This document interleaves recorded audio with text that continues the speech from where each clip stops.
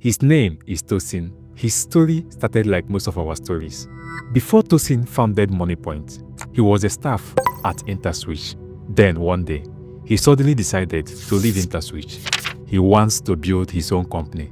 At first, it was a good decision, but later on, it looked as if it was a mistake. He shouldn't have left InterSwitch the time he did. But Tosin kept the hopes high, and one day, he got a deal with Sterling Bank. Sterling Bank wanted to build a mobile app, and they needed a professional to handle that. They contacted Tosin and offered him a deal. The deal was juicy for both Tosin and Sterling Bank. You will help us build the app, and we will give you 20% of every profit we make from the app transactions. Tosin grabbed the opportunity with two hands, but something happened along the way, and Tosin felt betrayed. He had invested a lot in this project, and when it was time to pay, the agreement changed. With that disappointment, he left the contract and decided to start a business of his own. That was how Moniepoint came into the picture. My name is Tosin Eniolorunda. I am the founder of Moniepoint. His journey to founding Moniepoint wasn't an easy one. At some point, it looked as if his village people never wanted him to get that far in life.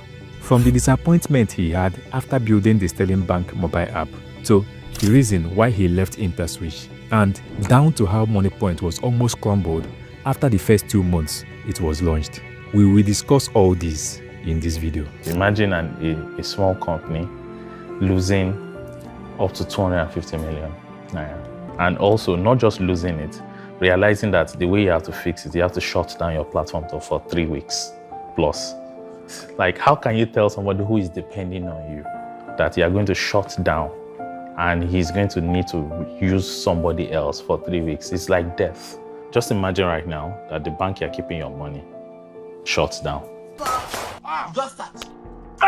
Back to when Tosin was in Obafemi Awolowo University. That was when he began creating solutions for students. Tosin would go meeting other students, offering to help them solve their project needs in exchange for some cash. He was building software and hardware projects for these final year students, especially those in computer science and electrical and electronics departments. He was doing all this while studying to pass.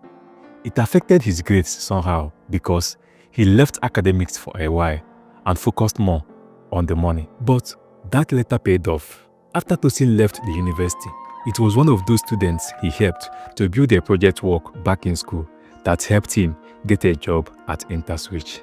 At InterSwitch, Tosin was employed as a software developer. That was in 2009. He later rose to become a product manager. It was at InterSwitch that he met a guy called Felix Ike. You will get to know who Felix is later on in this video. Tosin went on and spent 5 years at InterSwitch, but one day, he suddenly decided to leave. He felt that the amount of work he was putting in at InterSwitch was not properly appreciated. Before then, Tosin had discovered an easier way to program different POS systems using the same markup language. He felt that this discovery would prove profitable for the company, and he wanted to build it into something special. But he later figured out that the management at InterSwitch may not appreciate the work and the effort in what he wants to create. This was when the idea to start a new company came up. Alongside Felix, they decided to build a company that will provide software solutions to banks. And what we're building were software solutions for banks. So it's standard projects. You go to a bank, they give you a project. Those days, they will give us mobile applications to build. So like Sterling Bank, we built their mobile app. Unity Bank, then most of the banks use our merchant acquiring solution and corporate banking. Zenith Bank, First Bank, Providus, almost all of them. They called their new company Team Apt. That was in 2015. At this point, you might be wondering, how did Introvert become part of this Tosin story?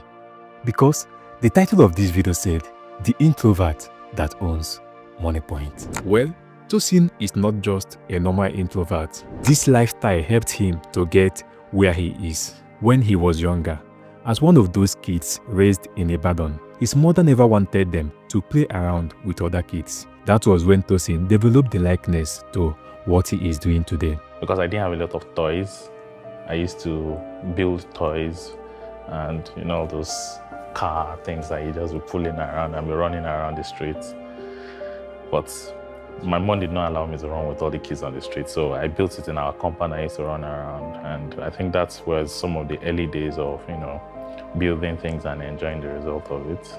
These days, of course, we are building much more bigger things. So he started building technology at a very young age. Today, he is providing financial solutions to millions of Nigerians. According to him, Moniepoint processes about 20 million transactions every day. But before they got to what Moniepoint is today, remember I told you they called their company TeamApt. So with TeamApt, they were majorly interested in helping banks to build software solutions. That was when they got the Sterling Bank deal. Tosin thought the deal would change their lives forever. It was a revenue sharing arrangement where we were supposed to take 20% of what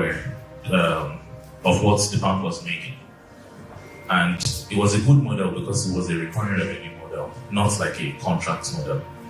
And when the revenue started coming in, something like 5 million naira per month or 6 million naira per month, then the bank now said that, why should we be paying these boys this kind of money? It is too much. It will soon become 10 million, it will soon become 15 million. That's after we have killed ourselves. I lost tons of engineers to that project. That was the first time I cried in entrepreneurship. Then, the bank decided to make some adjustments to the agreement. According to Tosin, they now came up with a new offer. And they were not like, it's too much, we can't pay. You need to take an arrangement where it's no longer 20%, but it's 20% up to say maybe 8 million naira per month. When it's above that, it becomes 10, it becomes 15. Like, is this what we signed up for? And we had a contract. And the threat was that if you don't take it, we're going to build our own. You know what? And they said, you know why? Because we own the customer. You are just a technical person. And then I was like, and when they gave me that information was the second time I cried.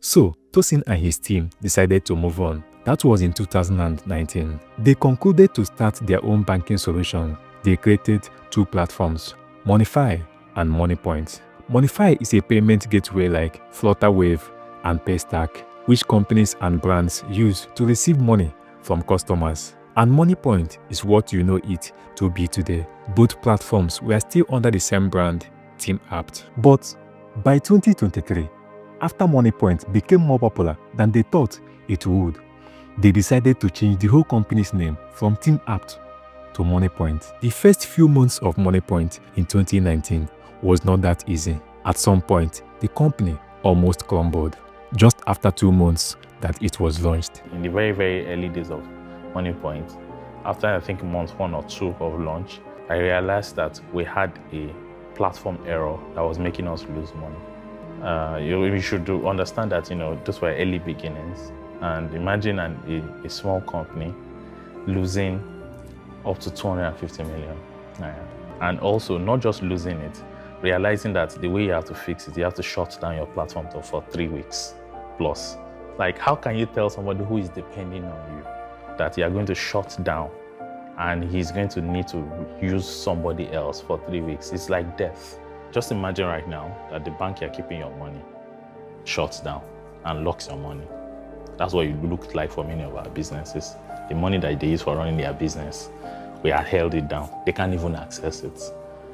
A lot of them even came to the office very visibly angry that they are going to shut us down.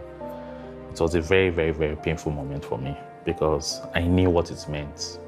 My business was not in the best shape and I was causing problems for other people's businesses. But in all these, Moniepoint still came out stronger. The biggest win Moniepoint enjoyed was when the Nigerian government announced the withdrawal of old Naira notes and introduced new ones. That was in March 2023, when, as part of the effort to strengthen the drive to adopt a cashless policy, combat inflation, and as a way to prevent fraud, the Central Bank of Nigeria started to redesign the Nigerian Naira. This led to scarcity of cash and increased people's reliance on digital payments. Then, Nigerians mostly made use of debit cards and transfers for payments. That opportunity gave Moniepoint the growth they were hoping for. And by May 2023, Moniepoint was listed by the Financial Times as the second fastest growing company in Africa. Remember when I told you about Felix Ike? Felix is the co-founder of Moniepoint. He is one of those who believed in Tosin and accepted to resign from InterSwitch with him. Today, both of them are living the lives of their dream. Moniepoint currently processes over 800 million transactions monthly, and the value of these monthly transactions are estimated to be a bit above $17 billion. And it is reported that 2 of every 3 adults in Nigeria has made payments through a Moniepoint terminal at least once in a month. The story of Moniepoint is not just a business journey. It is also a business lesson that every business-minded person needs to know. I believe you learned something new. At this point, why not click that subscribe button and like the video too? Thank you for being there.